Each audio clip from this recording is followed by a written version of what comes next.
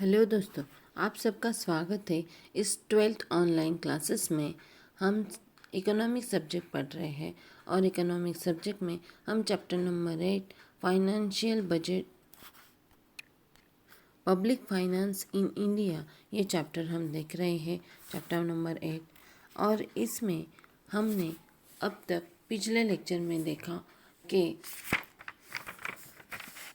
Non tax revenue sources क्या क्या होते हैं, वो हमने देखा। आज हम देखने वाले हैं पब्लिक डेब्ट्स।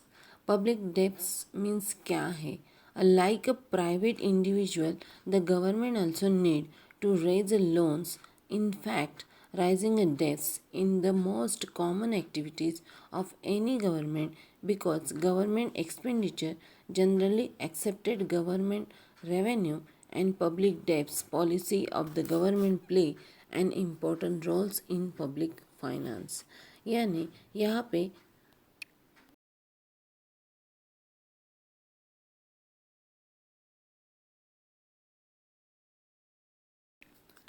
दोस्तों, जैसे हमें कोई भी नीड होती है लोन लेने के लिए, वैसे ही गवर्नमेंट को भी अपनी जो ज़रूरतें हैं उनकी ज़रूरतें पूरे करने के लिए, यानी जो वो खर्चा करने वाला है, करना पड़ता है उनको, उन खर्चों के लिए बहुत बार गवर्नमेंट को लोन लेना पड़ता है।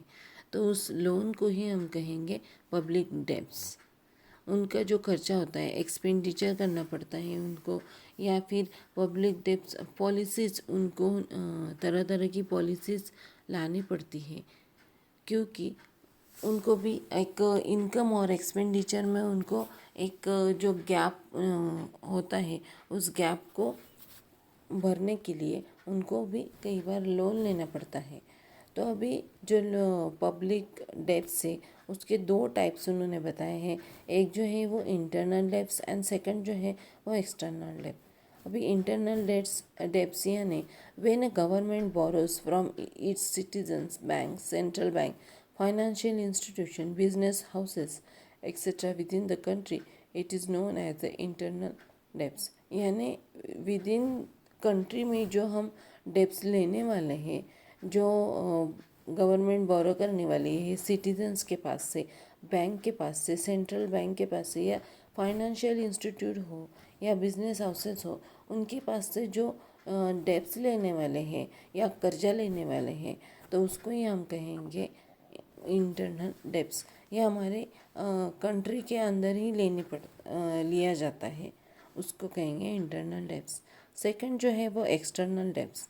When a government borrows from a foreign government, foreign bank or institute, international organization like international monetary funds, World Bank etcetera, it is known as the external debts. अब एक्सटर्नल डेब्ट्स यानी जो हम country के बाहर से जो लेने वाले हैं उसको हम कहेंगे एक्सटर्नल डेब्ट्स। ये जो डेब्ट्स लिए जाते हैं या जो ये कर्जा लिया जाता है, वो जो बाहर की जो बैंक के वर्ल्ड बैंक हो या फिर फॉरेन गवर्नमेंट के पास से ये कर्जा लेना पड़ता है, उसको ही हम कहेंगे एक्सटर्नल डेब्ट्स। आगे हम देखेंगे उनका एक डिफरेंस बताया गया है। इंटरनल डेब्ट्स और एक्सटर्नल डेब्ट्स क्या होता है? इंटरनल डेब्ट्स में rise with in the economics और एक्सटर्नल डेब्ट्स में रेज आउट द इकोनॉमिक्स। यानी हमें जो इंटरनल डेब्ट्स से जो कर्जा लेना पड़ता है वो हमारे देश के अंदर ही लेना पड़ता है, और एक्सटर्नल डेब्ट्स में वो आउटसाइड कंट्री लेना पड़ता है। वॉलंटरी और कंपलसरी इन नेचर, ये जो होता है वो वॉलंटरी टाइप का होता है या फिर कंपलसरी टाइप का ये डेब्ट्स होता है। और ये जो होता है एक्सटर्नल डेब्ट जो होता है वो वॉलंटरी इन नेचर्स, वो हमारे ऊपर रहता है कि हम ले या ना ले, फॉरेन कंट्री से डेब्ट्स ले या ना ले। Third, internal debts use of domestic countries, ये जो होता है वो हमारी देश की करेंसी में या देश की जो तरक्की के लिए हमें ये लगता है। और जो एक्सटर्नल डेब्ट्स होता है यूज़ ऑफ फॉरेन करेंसी, ये जो होता है वो फॉरेन करेंसी होती है। Internal debts less complex for management. यहाँ पे कोई कॉम्प्लेक्स नहीं आता, या फिर कोई मैनेजमेंट करने के लिए इंटरनल डेब्ट्स में कॉम्प्लेक्स नहीं आता, पर एक्सटर्नल डेब्ट्स में मोर कॉम्प्लेक्स फॉर मैनेजमेंट। यानी ये जो हम लेने वाले कर्जा वो फॉरेन बैंक से लेने वाले हैं, इसके लिए उनका जो इंटरेस्ट का रेट होगा उसमें कुछ तो भी प्रॉब्लम हमें आ सकती है, यानी कॉम्प्लिकेशन यहाँ पे आ सकते हैं। दोस्तों हम आगे देखेंगे physical policy. Physical policy is the means by which a government adjusts its spending level and the tax rate to monetary and influences a nation economy in deal with the public expenditure, public revenue, and public debts. In short, is the financial policy implemented by the government. यानी यहाँ पे physical policy means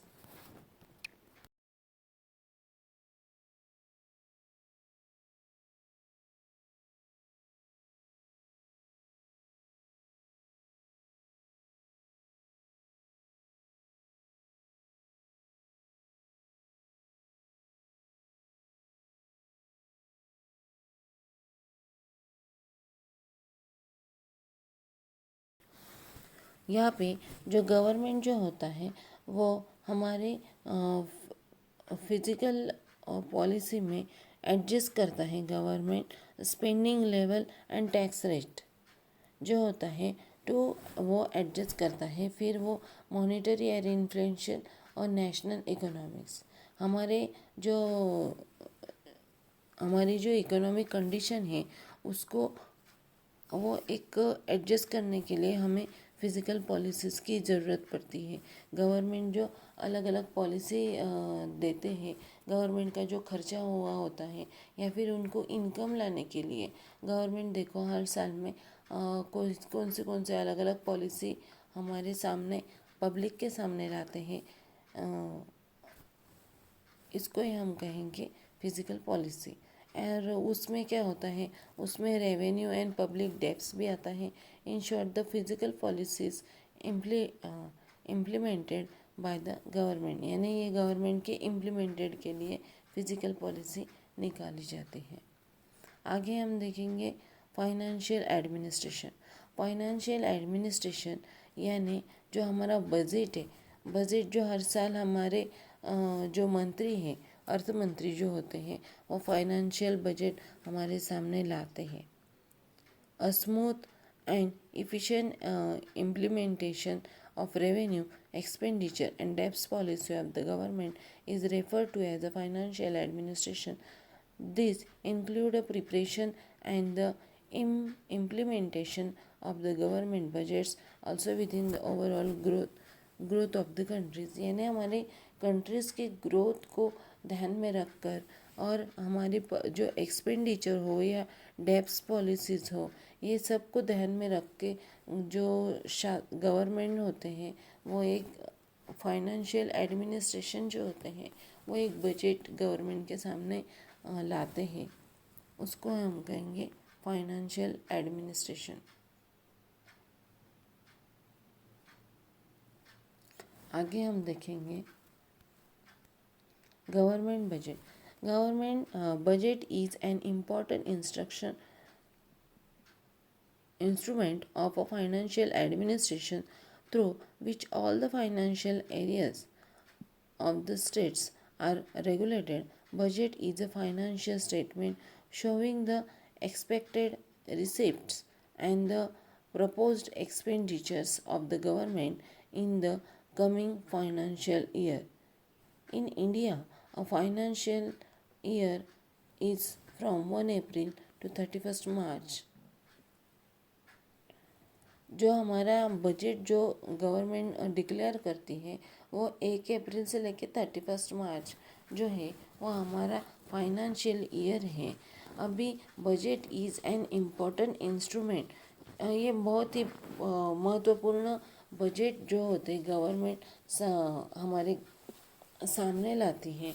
वहाँ पे budget में हमारे जो खर्चे होने वाले हैं जो आम आदमी है, आम आदमी को ध्यान में रखकर ये बजट किया जाता है कि उसको क्या पॉसिबल होगा, क्या पॉसिबल नहीं होगा, किन किन चीज़ों में हमें किन किन चीज़ों के जो रेट है वो हमें बढ़ाने हैं, या किन चीज़ों के जो हमें जो लगने वाली है चीज़ें उनको उनके रेट कम किए करने हैं। इस सब को ध्यान में रख के गवर्नमेंट बजट बनाती है। इसमें वो जो गवर्नमेंट के जो एक्सपेंडिचर होते हैं या फिर जो खर्चा होता है वो खर्चे को भी वो ध्यान में रख के गवर्नमेंट बजट बनाती है।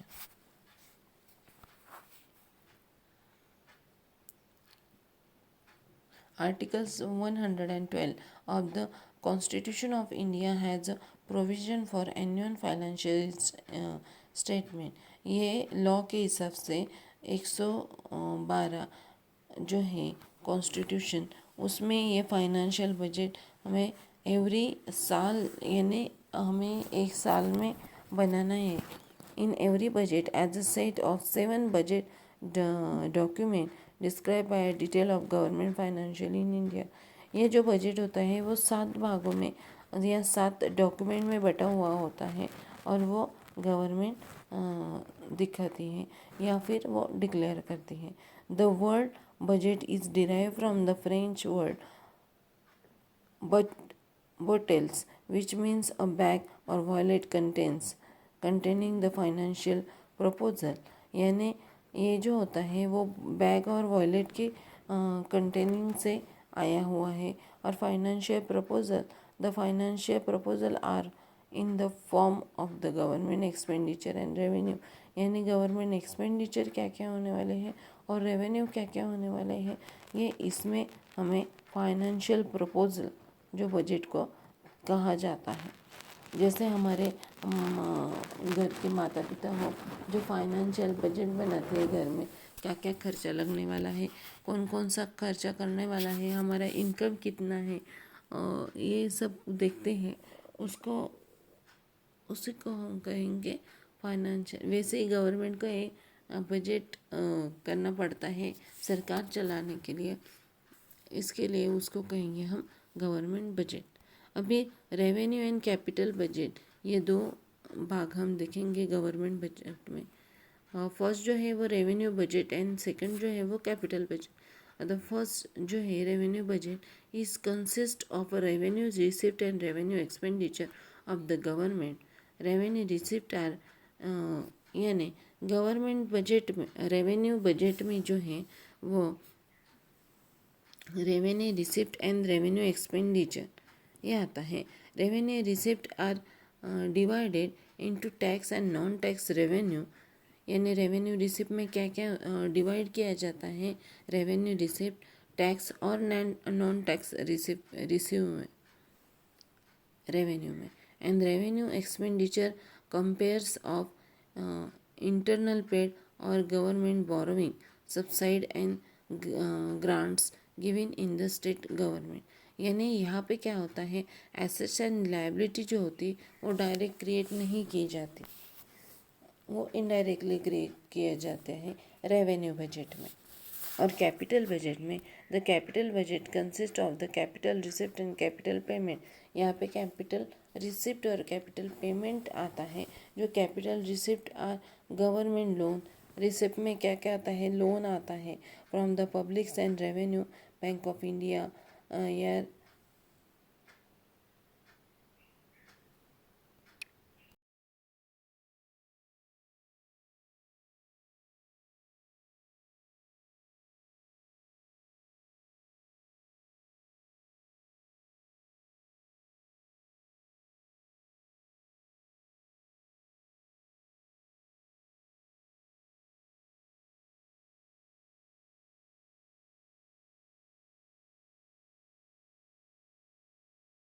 divestment of equity holder in the public sector, enterprises, loans and receive from the foreign government and other foreign bodies, state deposit fund and special deposit etc। यानी यहाँ पे जो होता है वो capital receipt and capital payment आता है। तो कैपिटल रिसिप्ट में हमारे जो लोन होते हैं वो आते हैं, और जो कैपिटल पेमेंट जो होते हैं वो हमें देने पड़ते हैं, वो यहाँ पे आते हैं। यानी यहाँ पे एसेट और लायबिलिटी डायरेक्ट क्रिएट की जाती है। इसको कहेंगे हम कैपिटल बजट। आगे हम देखने वाले हैं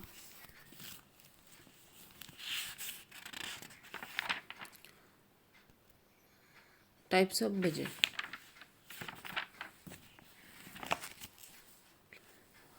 दोस्तों यहाँ पे टाइप्स ऑफ बजट जो है वो ये पार्ट इस सिलेबस से ड्रॉप किया गया है। जो 25% जो सिलेबस था उससे ये ड्रॉप किया गया है। आगे हम देखेंगे इम्पोर्टेंस ऑफ बजट, यानी बजट क्यों इम्पोर्टेंस होता है ये हम देखने वाले हैं। Union budget is important basis because it affect peoples and economics in general in numbers of ways. Taxes are the most interesting part of any budgets, यानी ये जो बजट है वो एक बहुत इम्पोर्टेंट रोल प्ले करता है हमारे गवर्नमेंट के लिए। गवर्नमेंट के खर्चे के लिए जो टैक्सेस होते हैं, tax are the most interesting part of any budget. जो भी टैक्सेस होते हैं वो एक बजट में मेन रोल प्ले करते हैं। Tax determine the facts of business and individual role play करते हैं। The level of disposable income of the taxpayer and depends on the tax rate presented in the budgets। यानी ये जो एक level होती है गवर्नमेंट, जो disposable income and the tax payable depend, ये यहाँ पे डिपेंड होते हैं टैक्स पर और डिस्पोजेबल इनकम। ये एक लेवल को एक यहाँ पे एक समान ऐसे देखने के लिए ये बजट हमें इम्पोर्टेंस रोल प्ले करता है।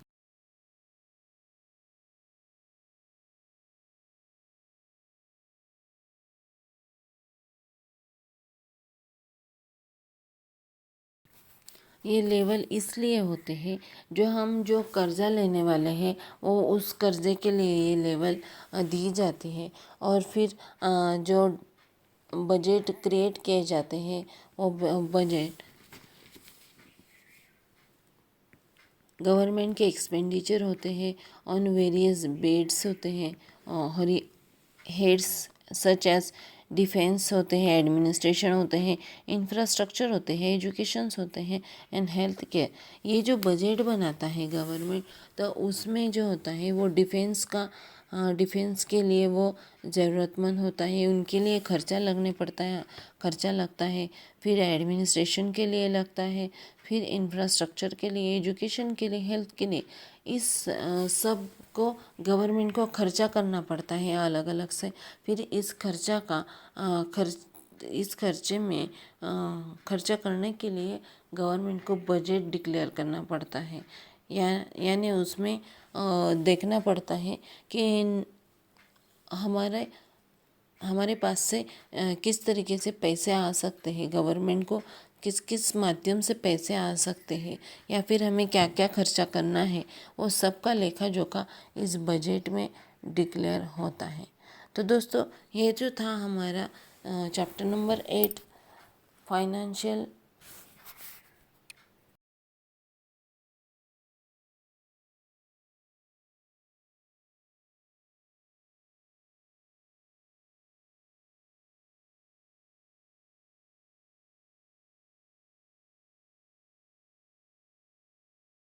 पब्लिक फाइनेंस इन इंडिया ये यहाँ पे ख़त्म हो रहा है। हम आगे के चैप्टर में चैप्टर नंबर 9 आगे के लेक्चर में हम चैप्टर नंबर 9 का स्टडी करेंगे। ओके, धन्यवाद।